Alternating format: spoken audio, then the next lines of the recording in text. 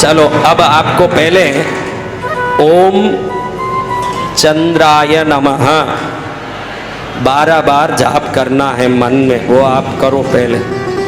उंगली से गिनते करो, कहीं 12 का 14 ना हो, 11 ना हो, बराबर गिनो। हो गया?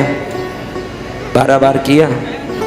अब 12 बार, क्योंकि ये आदि शंकराचार्य की सौंदर्य लहरी भगवती माता भवानी पार्वती की है, और भगवान आदि शंकराचार्य ने भगवती पार्वती को निवेदन किया कि ये स्तुति सुनने वालों की रुकावट निकल जाए, चंद्र दोष निकल जाए, मन की पीड़ा वेदना टेंशन निकल जाए। तो सबसे पहले तो माँ को याद करना पड़ेगा। 12 बार ओम श्री मात्रे नमः जाप करो। ओम श्री मात्रे नमः, ओम श्री मात्रे नमः।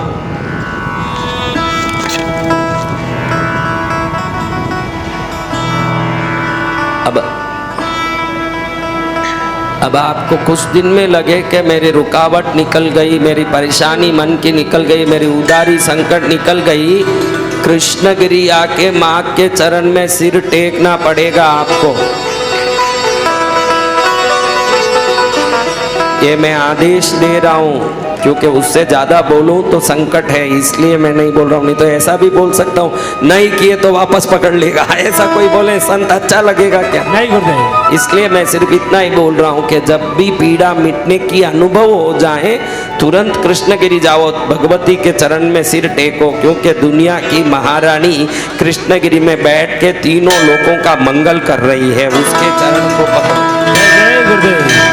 तो अब मैं बोलता हूँ कि ओम सद्गुरुभ्यो नमः 12 बार जाप करो। ये आदि शंकराचार्य भगवान के लिए कर रहे हैं, क्योंकि उन्होंने तो ये रचना की।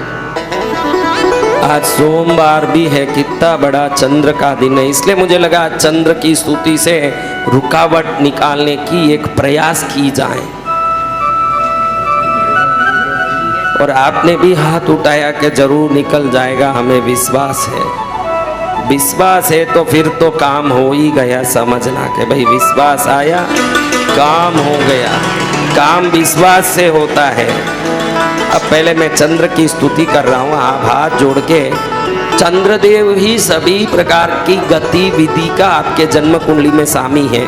मनस की बल का, मनोबल का, दृढ़ता का, रुकावट निवृत्ति सब चंद्र के हाथ में है। इसलिए चंद्र को प्रणाम करके दधि संगतुषाभारं क्षीरोदार्णवशमुद्भवम् नमामि शशिनं सोमं शम्भोर्मकुटभूषणम् ॐ पद्मध्वजाय विद्महे हेमरूपाय धीमहि तन्नो चन्द्र प्रचोदयात्।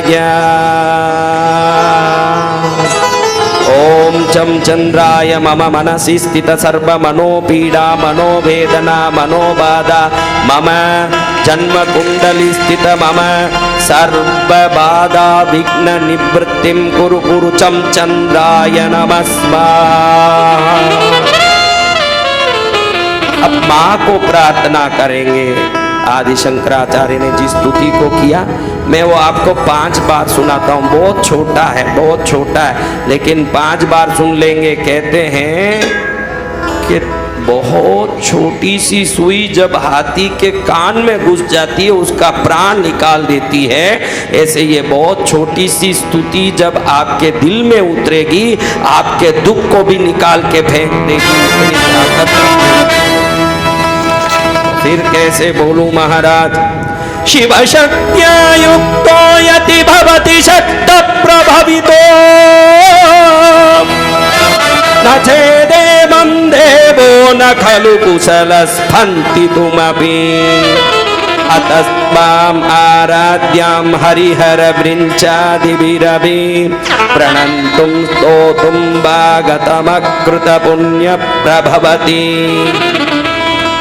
अब 4 बार बिना कोई म्यूजिक के सुनेंगे, ताकि YouTube से आप निकाल के भी रख सकते हो, कभी रोज भी सुन सकते हो, इसको अलग से निकाल भी सकते हो। इसको विघ्न निवृत्ति, रुकावट निवृत्ति, महास्तुति, ऐसे आदि शंकराचार्य सौंदर्य लहरी में बताते हैं। तो आपको बिना म्यूजिक के ऐसे सुनाता हूं, आप सुनिए। शिवशक्त्या युक्तो यति भवति सक्त प्रभवितुं न चेदेवं देवो न खलु कुशल स्पन्दितुमपि अतस्त्वाम् आराध्यां हरिहर विरिञ्चादिभिरपि प्रणन्तुं स्तोतुं वा गतमकृत पुण्य प्रभवति। वापस बोलता हूँ तीसरी बार।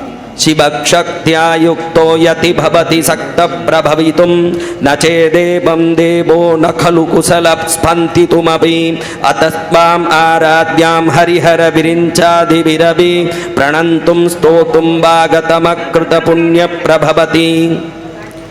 अब और धीरे बोलता हूँ चौथी बार, अंतिम में बहुत धीरे बोलूंगा, आप दिल से सुनिए। माँ का दिव्य चरण हो सामने, आंख बंद करके सोचिए कि माँ का दिव्य चरण हो, वो चरण दिव्य कुमकुम से भरा हो, सोने का पायल पहनी हो, सोने की बिछुड़ियाँ पहनी हुई हो और लाल जरी का वस्त्र नीचे तक उतरा हो। उस चरण को पकड़ के आप पुष्पों से घिरे हुए, कमल पुष्प आदि से घिरे हुए वो दिव्य चरण को आप पकड़ करके स्तुति कर रहे हो, ऐसे भाव से सुनिए।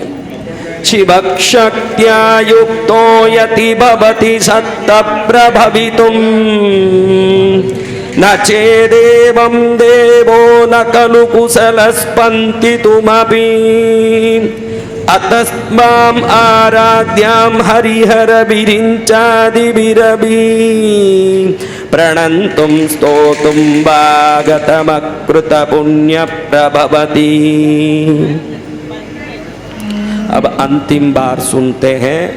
पूर्ण कृपा हो जाए माँ तेरी, क्योंकि इसके एक एक अक्षर अति तीव्र मंत्र सिद्धि रखते हैं। इसको सुनने वालों को मंत्र की शक्ति हर रुकावट को दूर करने की ताकत रखती है। ये विश्वास से माँ मेरी ये दिव्य भावना युक्त निवेदन को तू स्वीकार करके मेरे विघ्नों को दूर करना माँ। शिवशक्त्या युक्तो यति भवति सक्त प्रभवितुं न चेदेवं देवो न खलु कुशल स्पन्दितुमपि अतस्त्वाम् आराध्यां हरिहर विरिञ्चादिभिरपि प्रणन्तुं स्तोतुं वा गतमकृत पुण्य प्रभवति।